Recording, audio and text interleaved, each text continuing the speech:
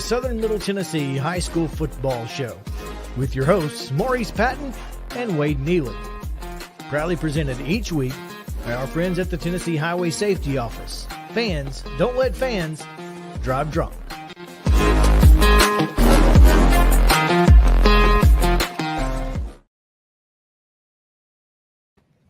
Hey, welcome into the Southern Middle Tennessee High School Football Show for week 3. They keep letting us come back. Made it to another one. I'm Maurice, Patton. That's Wade Neely. The Southern Middle Tennessee High School Football Show is presented by 10 Pin Alley right here in Columbia, Eat, Play, Party, and also the Tennessee Highway Safety Office. Fans, don't let fans drive drunk. Again, this is week 3 of the Southern Middle Tennessee High School Football Show. It's week 3 of the high school football season. We still have 2 undefeated teams in our coverage area. Mm-hmm. We'll talk a little bit more about that when we break down week 2 results. But 2 undefeateds. One, we could have probably looked at the schedule and kind of expected it. The other, not so much. Maybe not. Maybe not. But yeah, we'll get into that. We will obviously look back at last week's results from the Labor Day weekend. We will get into week 3's matchups, and we will take our shots at some predictions. And hopefully this week will be better than the first 2 as far as that goes. But yeah, we are getting into the swing of things here in high school football season in Southern Middle Tennessee across Giles, Lawrence, and Maury County. And again, looking forward to sharing our thoughts and insight on these area teams here. So let's do that when we come back after this.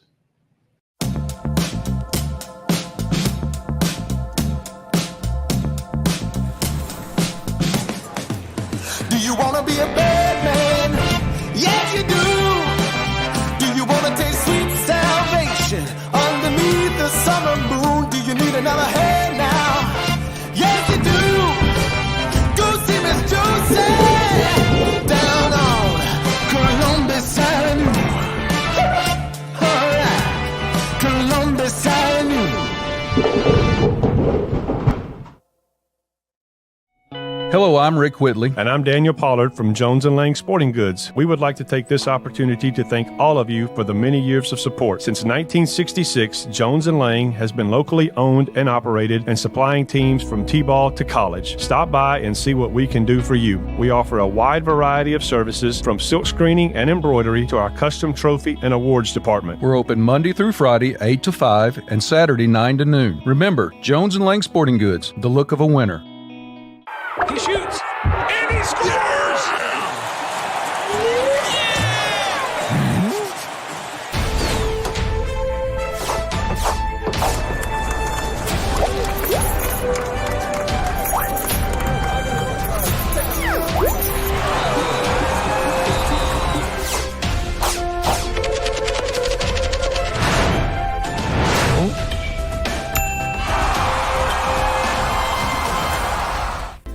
Welcome to JHA Company, your trusted scholastic partner.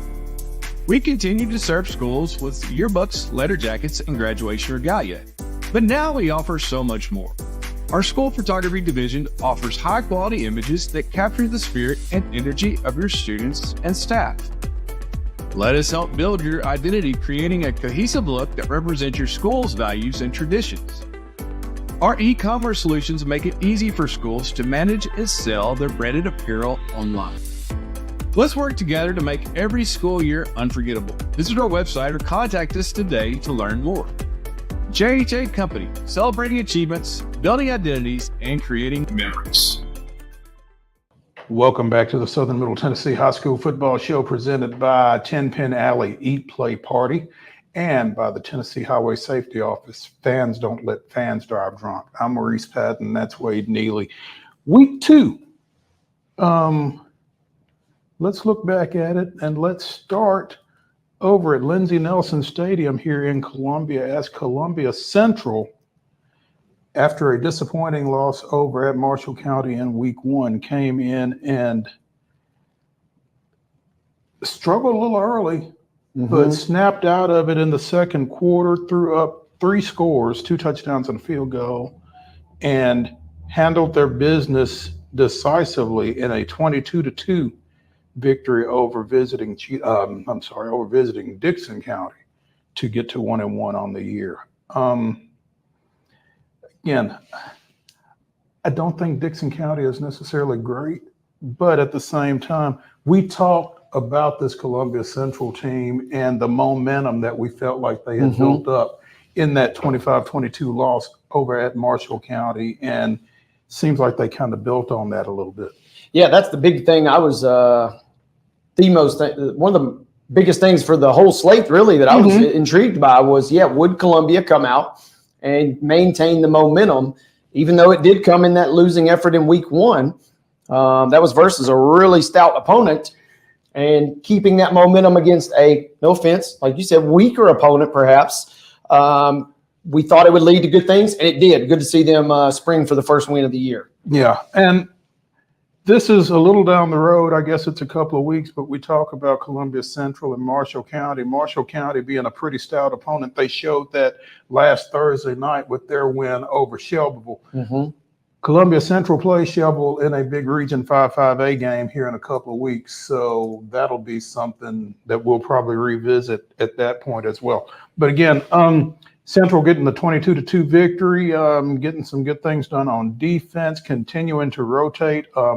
Burton Moore and Daniel Booker at the quarterback position, both of them doing some good things and kind of growing into that role. So again, big win for second-year coach Tredarius Goff and the Lions. They're 22-2 over Dixon County. Independence goes on the road to Page, and the struggles continue for Coach Scott Stidham and the Eagles, 31-0 against the 3-time defending Class 5A state runner-up Page Patriots, and second week in a row that Independence has been shut out. Second week in a row that Independence has been shut out, but also the second week in a row that Page has posted a shutout. And we talked about it would be a tough order for Independence to go in and play a team of Page's caliber. If you'd delivered a great performance, you'd have really been over the moon, because that is a stout team that feels like it already has a lot of its confidence riding high from the end of last season to an extent, and then also obviously after their week 1 win. So Independence, man, it's tough, and when the losses start stacking up, that's where it becomes the chemistry game, right? And the psychology game. Can you keep the guys up? Can you keep morale up? Because it's one thing to put on tape that you're playing better, but man, when you don't get those wins, the psyche is so fragile at the high school level. So hopefully Independence can get that squared away. It's tough, and they're playing with a lot of young kids, including the quarterback, sophomore quarterback Matthew Horner. And so, that's a tough situation, as you said, when you are not seeing the results. Whether you're playing better or not, the fact that you're not seeing the results, you're not getting on the scoreboard, you're not getting the dub, that kind of thing. And, Stidham's a veteran coach, and he knows how to handle this, but these kids aren't necessarily. So will certainly be worth keeping an eye on. But again, big win for Page, as you said, 2-0 now after a couple of wins against our area teams. Big Maury County rivalry in week 2 as Mount Pleasant and Spring Hill teed it up. And speaking of a team that kind of needs some confidence, needs something good to happen, well, Spring Hill scored first in this ball game, scored last at the half to tie it up at 13 apiece, had a chance to go up, missed an extra point. 20-20 in the fourth quarter before Mount Pleasant scored twice in the final 7 minutes to get out with a 34-20 victory. But Kid Hartsfield really complimentary of this Spring Hill team and said that's one of the few teams that we're going to face that's as fast as we are. And, Spring Hill's got some athletes, and they're just, again, we just said it with Independence to some degree. Little inexperience going there, but did some good things. Junior quarterback Cordell Isaac threw for 207 yards and 3 touchdowns for Spring Hill in that loss. Again, J.P. Easterling and Jakari McClure each scored twice in the fourth quarter, their second touchdowns each.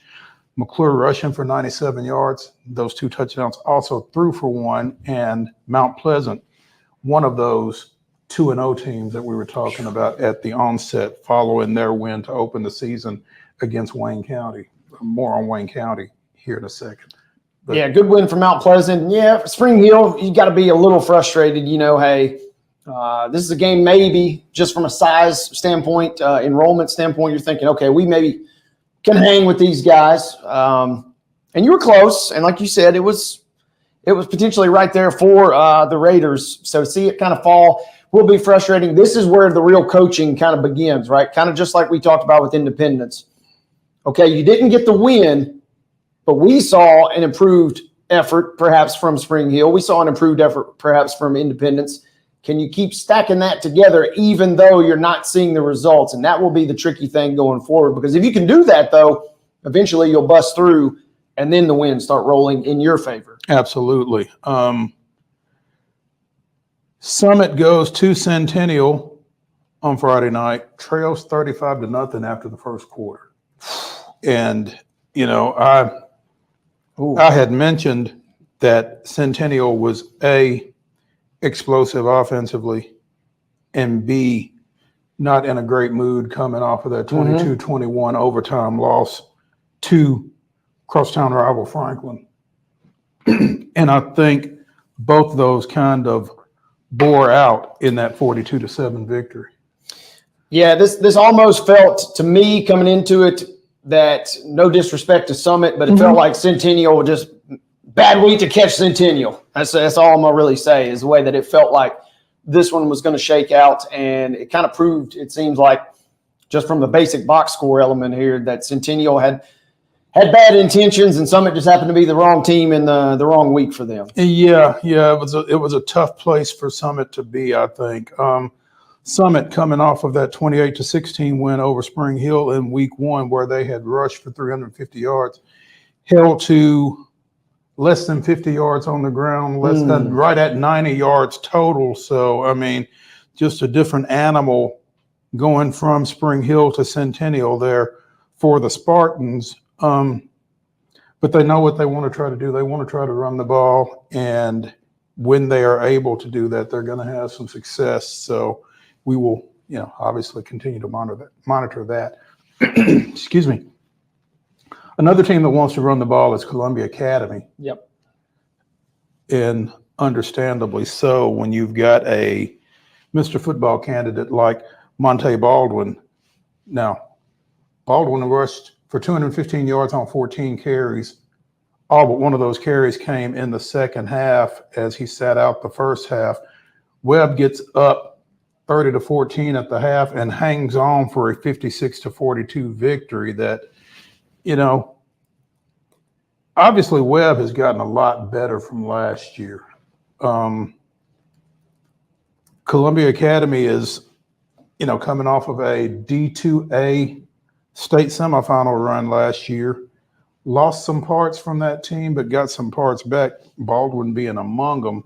And when they can run the ball and throw it enough to keep you honest defensively, they're going to give some teams some problems. When they have to throw the ball, and it's a little bit of a different situation for them. And trying to come back again from being down 30-14 at halftime, I think kind of forced them into some things that they did not necessarily want to do.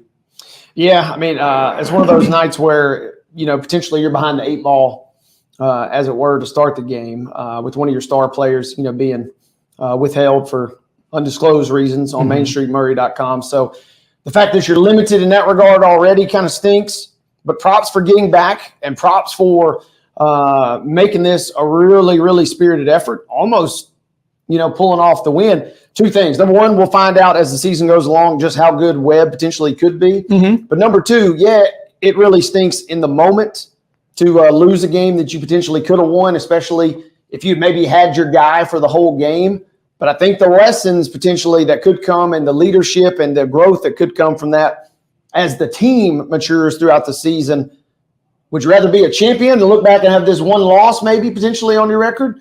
Or would you allow something to maybe just kind of continue to be an issue and you win some games, but, you don't maybe pull it all together? And I think the Bulldogs, that'll be the tale of them, is how do they grow from this loss and try and get better? Absolutely. The Bobcats opened the home portion of their schedule in the Brickyard against visiting Hardin County.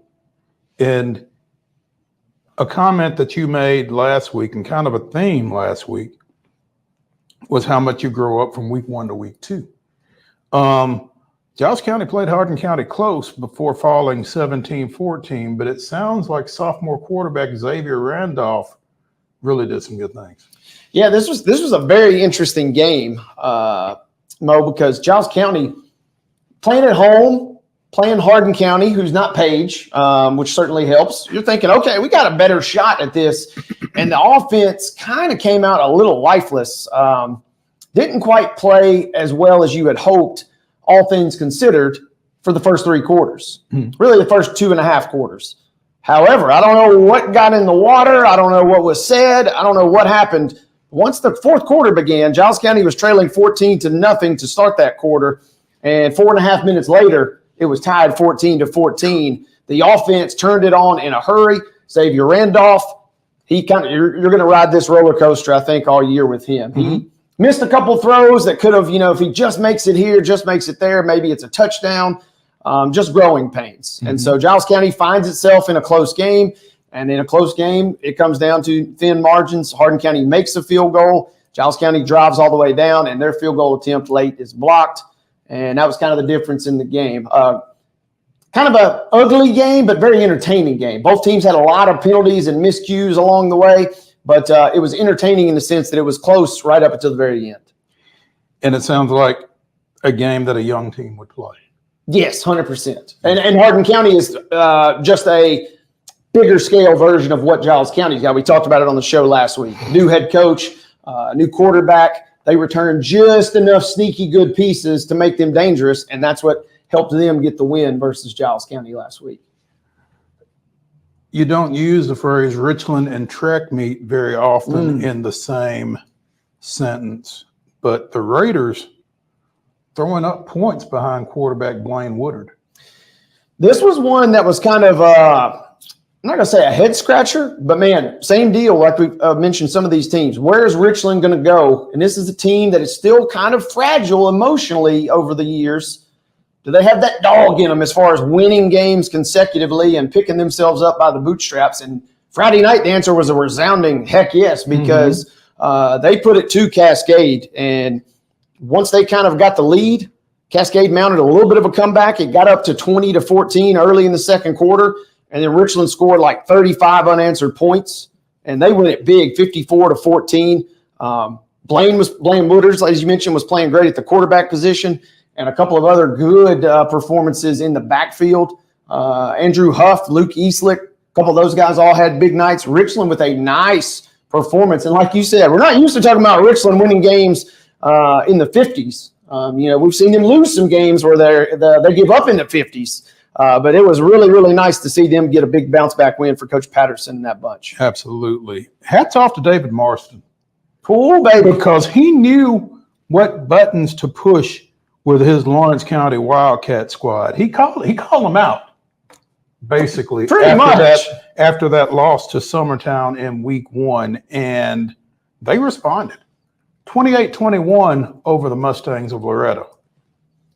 Man, you and I talked about it the moment we got together this afternoon, because that one is, not only did Lawrence County have a bit of a letdown in week 1, but Loretto absolutely looked fantastic in their week 1 game. So this seemed like two teams going in complete opposite directions, and props to the Wildcats for clawing back in it. They had 2 really good nights on the ground. Pettigrew had a big ground game with 3 touchdowns. Ian Clayton had a big game as well. Almost 300 yards between the two of them. You're exactly right.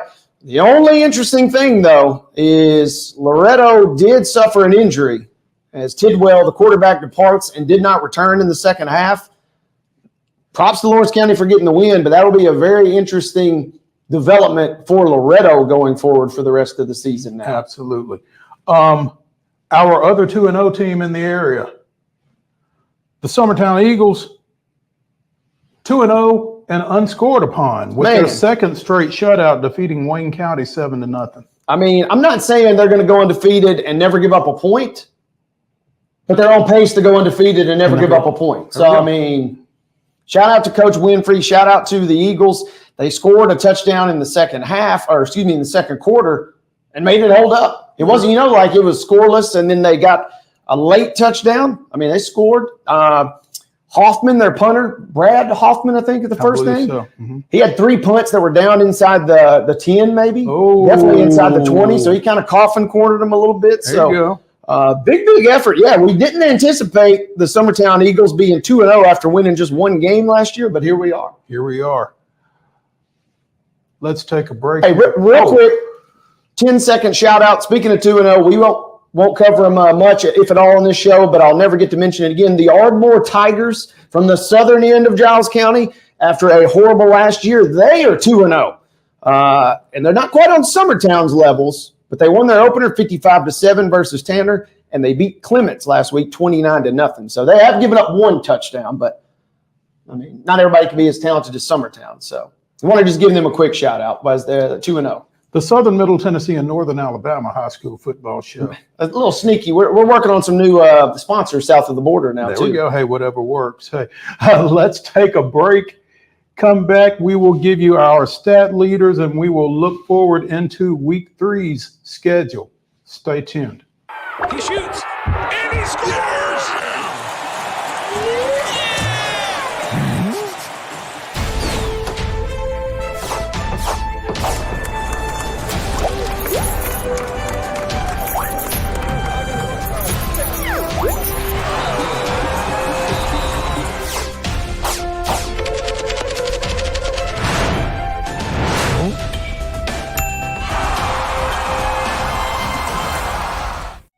Hello, I'm Rick Whitley. And I'm Daniel Pollard from Jones and Lang Sporting Goods. We would like to take this opportunity to thank all of you for the many years of support. Since 1966, Jones and Lang has been locally owned and operated and supplying teams from T-ball to college. Stop by and see what we can do for you. We offer a wide variety of services from silk screening and embroidery to our custom trophy and awards department. We're open Monday through Friday, 8 to 5, and Saturday, 9 to noon. Remember, Jones and Lang Sporting Goods, the look of a winner.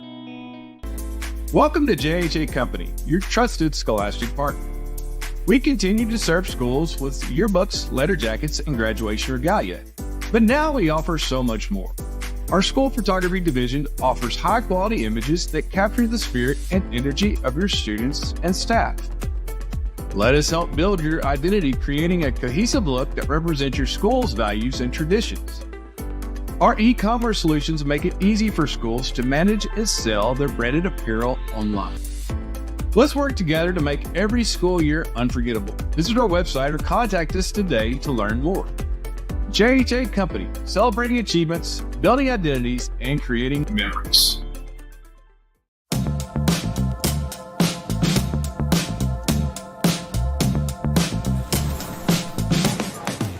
Do you want to be a bad man? Yes, you do. Do you want to taste sweet salvation underneath the summer moon? Do you need another hand now? Yes, you do. Go see Miss Josie down on Columbus Avenue. All right, Columbus Avenue. Hey, welcome back to the Southern Middle Tennessee High School Football Show, presented by the 10-Pin Alley Eat, Play, Party, and by the Tennessee Highway Safety Office. Fans don't let fans drive drunk. Before we get into the Week 3 schedule, let's take a look at our individual offensive stat leaders coming out of Week 2. We'll start with our rushing leaders for the area. And again, we mentioned Monte Baldwin, 215 yards in that loss to Webb. He is our leading rusher in the area, averaging 10-plus yards a carry, 442 rushing yards total, 3 touchdowns. You mentioned Carter Pettigrew in his big game against Loretto, 210 yards on the season. Those are 2 of 4 200-yard rushers on the young season, including Caleb Oates from Giles County. 2 long touchdowns for Caleb Oates helped him with that number. There we go. Let's slide over to our passing leaders. You mentioned Mason Tidwell, whose status for this week is up in the air after apparently sustaining some sort of an injury in that Lawrence County loss, but thrown for 446 yards and 5 touchdowns through 2 games. Just kind of picking up where he left off last year. Yeah, hoping he is bouncing back and returning as soon as possible because, man, what a start to the season. And, again, for a smaller school, being able to air it out like that is really impressive for Loretto. Absolutely. They got some guys that can go get it, too. We'll talk about that here in just a second. Stephen Neves from Columbia Academy stepping in. 7 touchdowns in 2 games. Monte who? Yeah, I mean, hey, talk about a 1-2 punch, man. That is getting it done. They call that complimentary football. That is elite stuff right there. CA has got an explosive offense. I would be willing to bet that there have been years when Richland has not thrown for 375 yards. For the season. I might have to really do some digging, but, you might be right. There might be some years. How many passes is Woodard up to? 38. There have definitely been some years that Richland has not attempted 38 passes. I can guarantee you that. Wow. That is cool to see right there for Richland fans. Life is good for Blaine Woodard right now. Right place, right time.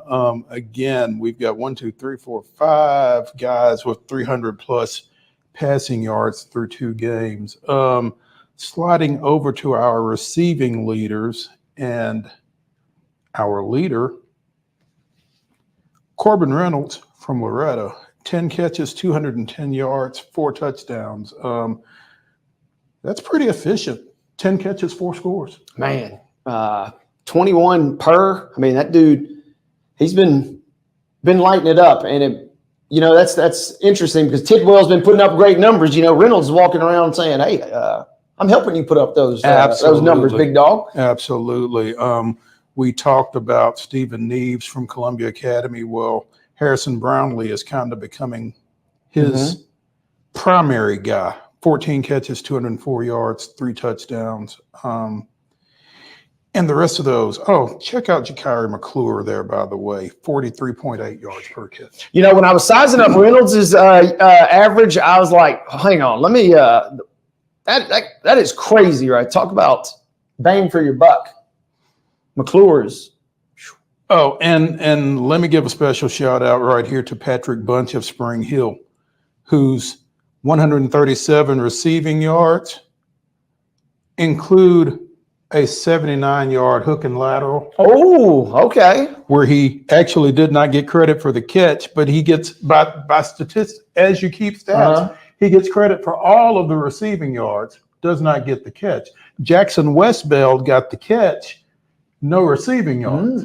So Spring Hill ran the hook and trail twice against Mount Pleasant, once to pay dirt. So special shout out to those guys. Absolutely. And also going a little bit further down the list, Aylin Kennedy of Richland, 3 catches for 82 yards. Pretty respectable. Yep. And shout out to Landon Hawkins, one of our photographers, former Richland soccer standout. He's filling in a photography role. He has a photo of Aylin going full extension for that grab. Richland was kind of just in show-off mode last week, really, because they were already running the ball, they were already throwing the ball, and then Kennedy had a crazy full extension on a catch. So, man, what an effort, again, through the air for the Richland Raiders. Absolutely. Air raid. You're on to something. There we go. Week 3. Writing that down. Mark Miles, we just did your job for you. No charge. Yep. Week 3 schedule. Let's go ahead and take a look at it. Let's start right here in Columbia as those Columbia Academy Bulldogs host Friendship Christian. Both those teams coming in at 1-1. Friendship dropped a 15-0 decision to Donaldson Christian this past weekend. We talked about CA and their loss to Webb of Bell Buckle after going over to MTCS and winning in week 1. Friendship Christian advanced to the Division 2A state finals last year. One of their regular season wins was over in Lebanon against Columbia Academy. And I think this will be another test for CA just to see, how far they have come. They beat a Middle Tennessee Christian team that they lost to twice last year. They lost to a Webb team that they handled pretty well over in Bell Buckle last year. And I think Seth Anderson will really have these guys focused on shaking off whatever this past Friday night was, whether it was not having Monte Baldwin for all 4 quarters or what it was. But this is going to be an interesting matchup, I think. I think so. And I'm fascinated, not just because of the nature of this show, but I'm fascinated more so with Columbia Academy in this situation because of the reasons you just mentioned. But also Friendship Christian, they had a big blowout win over Clarksville Academy in their week 1 game.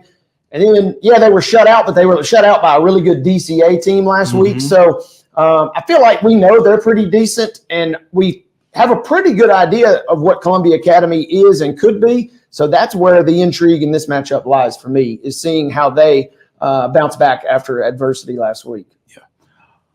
Hunters Lane comes to Lindsey Nelson Stadium taking on the Lions of Columbia Central. Again, Central at 1-1 after an opening loss at Marshall County and last week's win over Dixon County. Hunters Lane defeated Maplewood in week 1 and fell to Mount Juliet this past weekend. So a couple of 1-1 squads here. And I just think that the ceiling for Columbia Central is fairly high. And for them to achieve what they want to achieve, they've got to win games like this one, I think.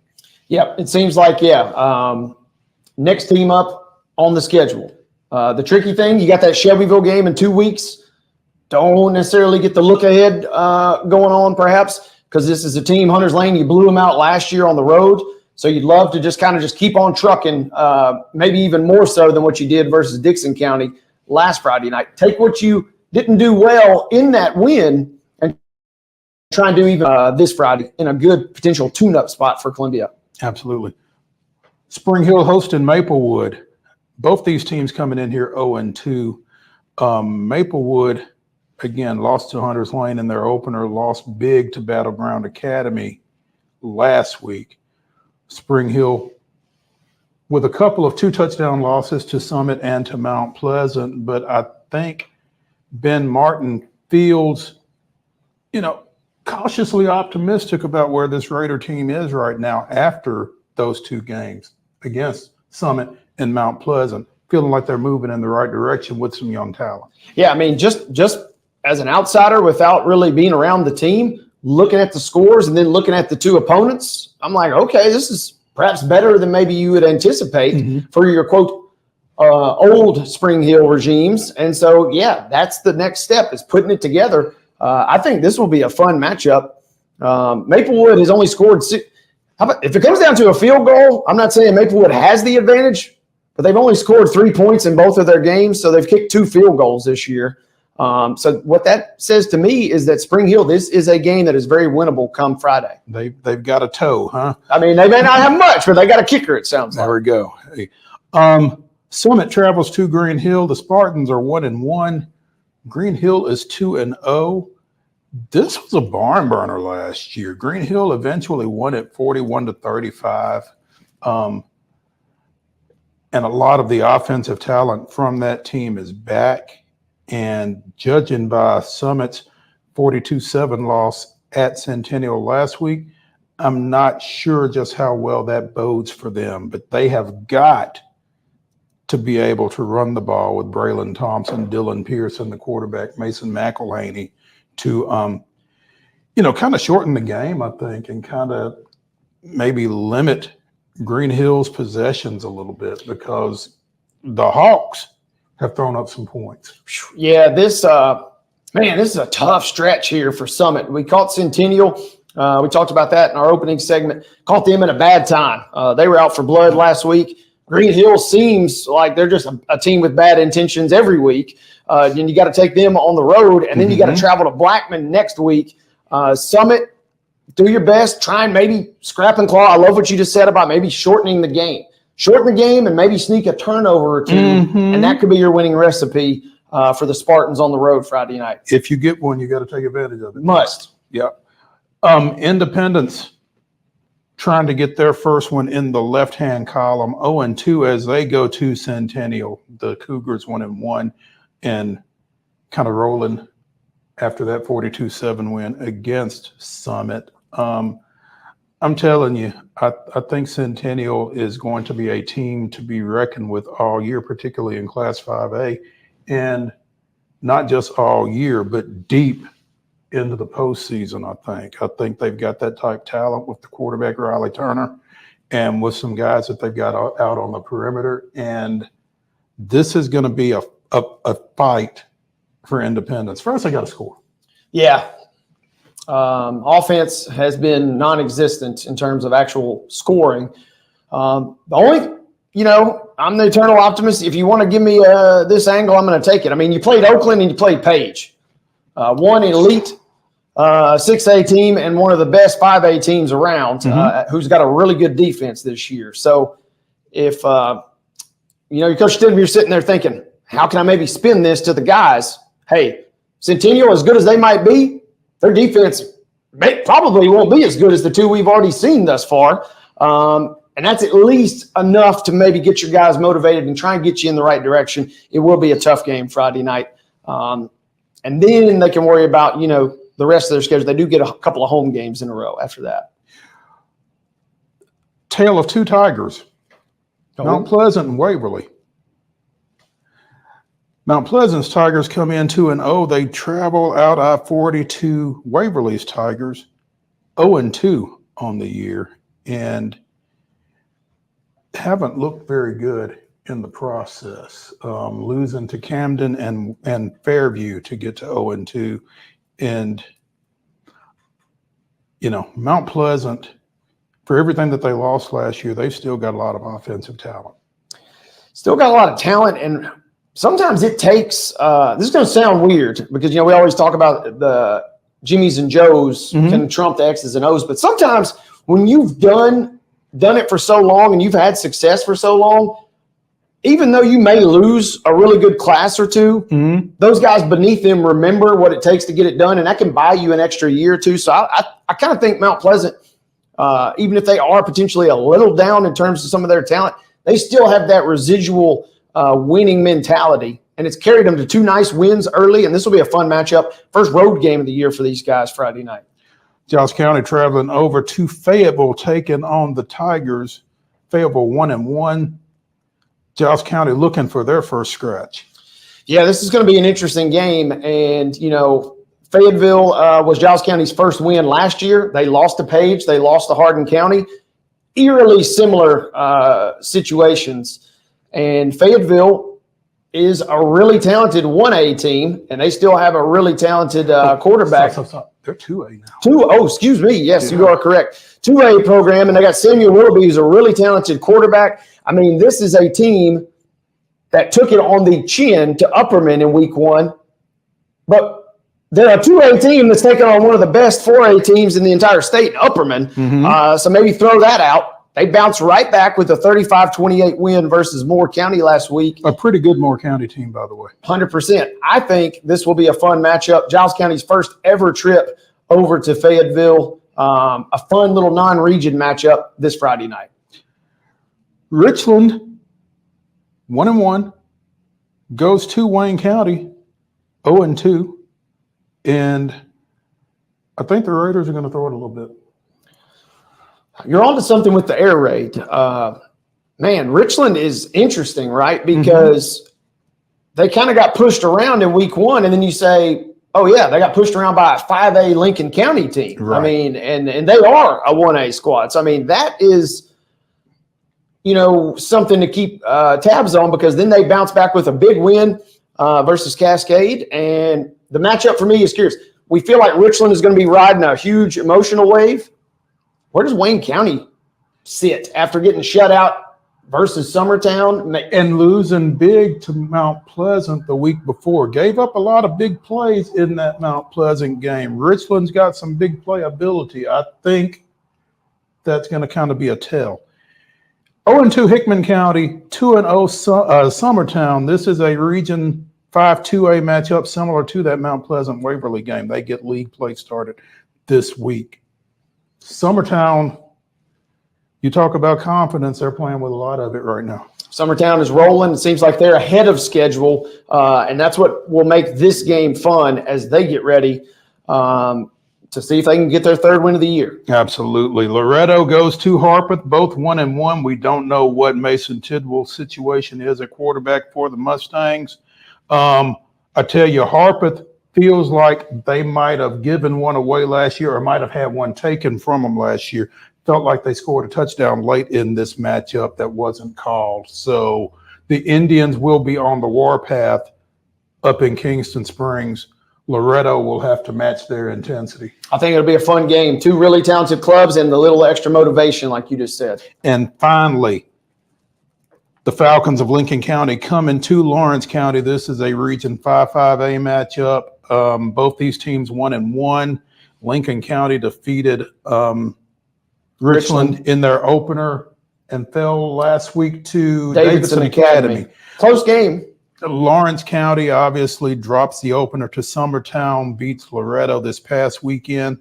You know, a couple of teams trying to kind of figure some things out. This is a game that at the end of the season may impact that last spot in the playoffs, perhaps. So circle this one for later in the year. Absolutely. When we come back here on the Southern Middle Tennessee High School Football Show presented by the 10-Pin Alley and by the Tennessee Highway Safety Office, Wade and I will tell you who's going to win. Stay tuned. Hello, I'm Rick Whitley. And I'm Daniel Pollard from Jones and Lang Sporting Goods. We would like to take this opportunity to thank all of you for the many years of support. Since 1966, Jones and Lang has been locally owned and operated and supplying teams from T-ball to college. Stop by and see what we can do for you. We offer a wide variety of services from silk screening and embroidery to our custom trophy and awards department. We're open Monday through Friday, 8 to 5, and Saturday, 9 to noon. Remember, Jones and Lang Sporting Goods, the look of a winner. Welcome to JHA Company, your trusted scholastic partner. We continue to serve schools with yearbooks, letter jackets, and graduation regalia.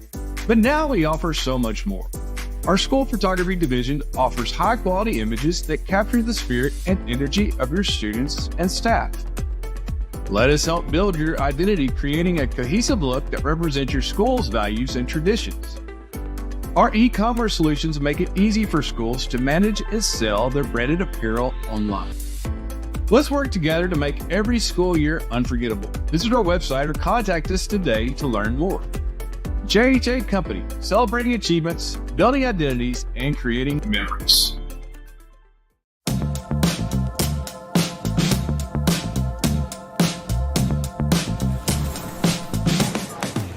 Do you want to be a bad man? Yes, you do. Do you want to taste sweet salvation underneath the summer moon? Do you need another hand now? Yes, you do. Go see Miss Josie down on Columbus Avenue. All right, Columbus Avenue. He shoots, and he scores!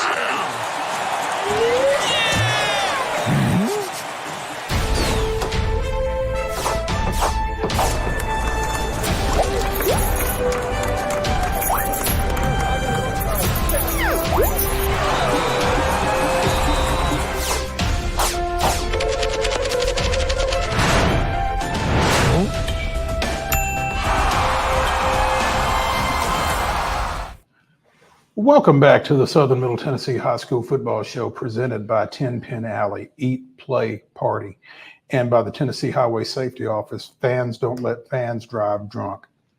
That's Wade Neely. I'm Maurice Patton. Before we tell you who's going to win this week, we'll tell you how we did at telling you who was going to win last week. Let's see. I went 6-3. bringing me to 14-4 on the year. Wade, you went 6-2, bringing you to 13-3 thus far. So, not bad, not great. We're figuring things out. We're working on it, and Columbia Academy. Props to Webb. Mm-hmm. Getting it done. That one hurt. That was one we really probably didn't see coming. No, that was a tough one. We didn't know that Coach Marston's, or at least I didn't know that Coach Marston's words would resonate with his team like they did. Yeah, because Lawrence County got the big win versus Loretto. So yeah, and then I kind of felt like the Brickyard would be a little bit better to Giles County than it was. That was a fun game. Like I said, it was kind of ugly in the sense there was not a lot of scoring and it was back and forth, but it was entertaining as Giles County had a field goal late that got blocked. Otherwise, they would have gone into overtime. Friendship Christian and Columbia Academy each come into this game at 1-1. I believe Columbia Academy has won every quarter that Monte Baldwin has played in. So if he plays, that's a good stat right there. So if he plays in 4 quarters Friday night, I like the Bulldogs in this one.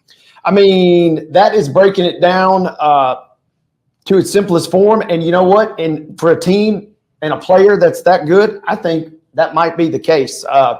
This will be a fun one. No Thursday night Main Street Media game of the week. This will be the Friday night game. So a little extra juice for that one, as all eyes and ears will be on Columbia Academy. I'm with you. I think Columbia Academy bounces back just from those stats that you just we rattled off a moment ago. I think CA is out on a mission this year, at least offensively, and they get the big win at home. Absolutely. I like the Bulldogs here. Hunters Lane comes to Columbia Central. Central won this game 44-7 last year. I don't know that it will necessarily be 44-7 this year, but I do think Central takes care of business and does so in pretty dominant fashion. If same script as last week, if we're going to continue to take Columbia seriously, and I think we're on that train, this is the next step, the next stop on that train. And what I would like to see now is not just are you going to win, but how are you going to get better from what you did last week? I still think Columbia is wanting to improve. I do think they win this game this Friday, and I would be curious to see how much they improve as they continue to move along. Absolutely. Maplewood, Spring Hill, both teams looking for their first dub of the season. I feel like Spring Hill is right there on the verge of doing that, and I think they get it done Friday night. I think they've got enough offensive talent and balance in. I think the one thing that they have to be wary of is not giving up the big play on defense. But if they can minimize those, they've taken care of the ball pretty well. But if they can just minimize Maplewood's big plays, I think Spring Hill gets this win at home Friday night. I'm with you. I don't want to go full homer mode, but give me the Raiders just because they're at home. And the fact that Maplewood is yet to score a touchdown this season has to mean at least a little something. Right. You make a great point when you say that even though they haven't scored a touchdown, if you don't tackle, you're one missed tackle away from potentially giving up 6. So give me the Raiders at home, and this will be potentially a big win for them because they have a game crucial next week in region play at Lincoln County. I'm taking the Raiders this Friday. Absolutely. Summit looking to get to 2-1 after beating Spring Hill in their opener, falling at Centennial this past weekend, 1-1 on the season, going to unbeaten Green Hill. You talk about offensive talent across the board. I think Green Hill has got that. And I think Summit kind of saw some of that last week at Centennial and didn't respond especially well, falling 42-7. I think Green Hill gets this one. Yeah, tough for me. As much as I would want to pick Summit, going on the road, playing Green Hill, who has kind of already quickly in just 2 games proven that they are not to be trifled with. And I feel like they are going to be this is not an indictment of whatever happens in this game. I don't think is an indictment of Summit so much as it's almost a salute to what Green Hill is capable of. Yeah, I think that's the way you have to take this one at this point, especially for them playing at home in North Mount Juliet. So, Independence 0-2, scoreless. Centennial 1-1. They've put up 64 points in 2 games. I'm sorry, 63 points in 2 games. I like the Cougars here. Can't say a whole lot other than we're still pulling for you, Independence. It's nothing personal. This is strictly business. Yeah, give me Centennial.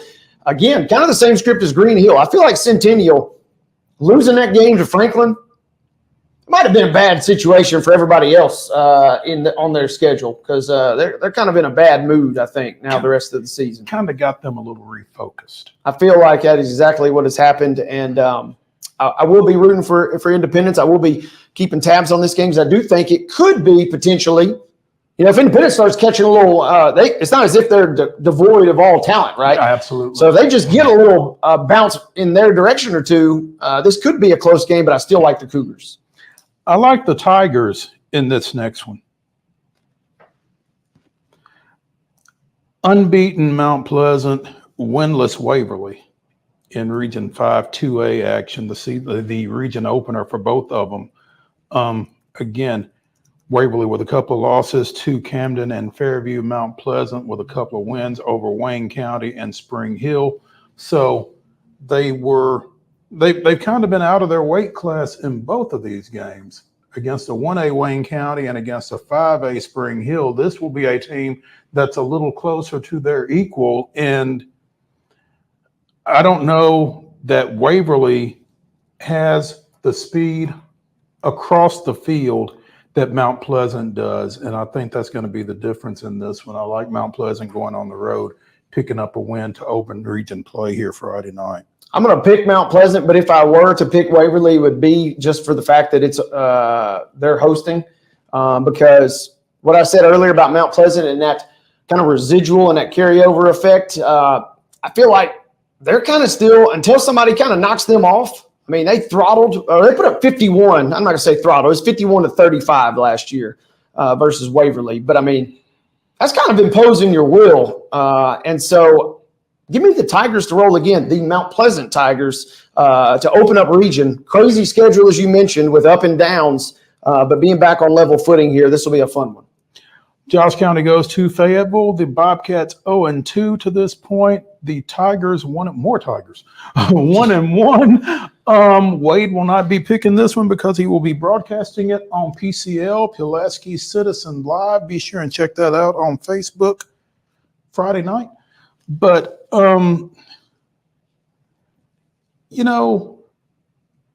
picking against David O'Connor is a dicey proposition for me. Giles County is a 3A team. Fayetteville's 2A. They've got the quarterback, Samuel Willoughby. But I just feel like at some point soon, Giles County is going to be Giles County. And so I'm going to roll with the Bobcats in this one. I respect the pick, and I can certainly see your logic there. I will abstain, not just because I'm the Giles County man, because I got a few friends over in Fayetteville, so I just don't want to make them mad. But I will say you are exactly right. You are playing a dangerous game by betting against Bobcats head coach David O'Connor. The only thing I will say is it just feels like he's really having to squeeze everything he can out of this team thus far. And this was the week last year when it clicked, and that was with a pretty good team. They had a lot of kids, a couple of which are now playing at the collegiate level. This is a much younger team. Does this mean Giles County needs one more week to squeeze it out before they get the win? Because Fayetteville seems like they're pretty good too.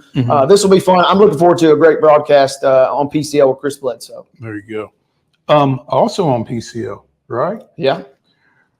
The 1-1 Richland Raiders go to winless Wayne County. The Raiders and their West Coast offense throwing it all over the place. I mean, I hardly know who Nick Patterson is at this point. Man, yeah, he was talking to us over the weekend. He was texting you and I the stats, and I mean, I don't know about you, but I kind of did a double take. I was like, "Hey, what's going on here? You misspelled rushing yards." And he's like, "No, these are passing." They had almost 500 total yards, and were almost perfectly balanced. And I think they could have thrown for a lot more. It's just they kind of chose to run the clock and kind of take their foot off the gas. I don't know who they are. I don't know where they're going because this seems like a little bit more determined Richland bunch. And the fact that Wayne County is kind of reeling a little bit. Give me the Richland Raiders versus Wayne County this Friday night. Yeah, I think I don't think Richland has the same explosiveness that Mount Pleasant does, but Mount Pleasant did. We beat Wayne County 37-6 in the season opener and hit on some big plays. And it looks like Richland can do some things out on the perimeter as well. So I'm going with the Raiders in this one as well. This one feels obvious. Again, no disrespect to winless Dixon County, but I'm not messing with Summertown's 2-0 mojo, especially at home. Dan Winfrey's got things headed in the right direction early on. As you mentioned, they've already won twice as many games as they did all of last year. And he attributes it to he knows the kids' names. I talked to him in the preseason, and we laughed about it because he's like, hey, just the fact that I don't have to take that extra time to think, okay, who's this kid? What can he do? What is he capable of? That muscle memory in that sense has to account for something. And the other interesting thing, too, for Summertown, I know we've talked about how great their defense has been playing, but they did get Walt Smith, the former Giles County head coach, longtime Mount Pleasant guy. He's back from North Alabama, and his son, Quint Smith, has been a real boom for Summertown as well, anchoring the linebacker position for those Eagles. He said it earlier. If you go undefeated, if you don't give up a point, you're going to go undefeated. And thus far, they have not given up a point, shutting out Wayne County last week and shutting out Lawrence County. I think Hickman County is their foe this week. I'm going ahead and saying let's shut them out too. Let's Why not? We got a good thing going right here. May as well. Loretto 1-1, Harpeth 1-1, up in Cheatham County Friday night. Again, Harpeth thought they scored a touchdown late last year that would have given them the win. Officials thought otherwise down in South Lawrence County. So Harpeth is going to be loaded for this one, especially at home. I still like the Mustangs. I think it's going to be a fun ball game. I wish my prediction could come in at 6:45 on Friday night because to me it kind of hinges on the status of Tidwell. And I wish I could just insert question marks here. And depending on if he goes or not, I think it does make a huge difference. You kind of sold me a little bit in the opposite direction, though. Give me Harpeth on Friday just because they maybe are out for a little bad news against Loretto and the fact that we still don't know what their offense could look like. I think it'll be a great game, and I kind of wish we were going to be able to watch that one because Loretto could come out and they could be all over Harpeth, but things could also go against them if they're not careful. I can appreciate that pick, absolutely, and I had a little hesitation with it myself. I mean, that's clearly, I think, right, the one that's got to be the most decisive because I feel like it could go either way. Lincoln County and Lawrence County in a Region 5-5A matchup, both 1-1. Lawrence County really kind of asserted themselves in that 28-21 win over Loretto last week. And with Carter Pettigrew and Ian Clayton playing at home, I like the Wildcats in this one. Whew. Man, it's tough. I'm usually not in the business. I try, I'm a old Giles County guy. It's tough. It's tough for me. And I'm friends with Eddie Cunningham for Lincoln County. I can't do it. I can't pick Lawrence County the week before the Cowbell game. I just can't do it. I can't pick Giles County next week because, we're broadcasting. So this is my one chance, I suppose, to let that old rivalry bleed out. And I'll pick against Lawrence County. I do think it'll be a good game, but give me Lincoln County in a squeaker. There we go. That wasn't petty at all. No, not at all. Not at all. That's going to do it for week 3 of the Southern Middle Tennessee High School Football Show. presented by the 10-Pin Alley Eat Play Party and by the Tennessee Highway Safety Office. Fans don't let fans drive drunk. We will see you all right back here next Wednesday, 5 o'clock. This is the Southern Middle Tennessee High School Football Show with your hosts Maurice, Patton, and Wade Neely. Proudly presented each week by our friends at the Tennessee Highway Safety Office. Fans don't let fans drive drunk.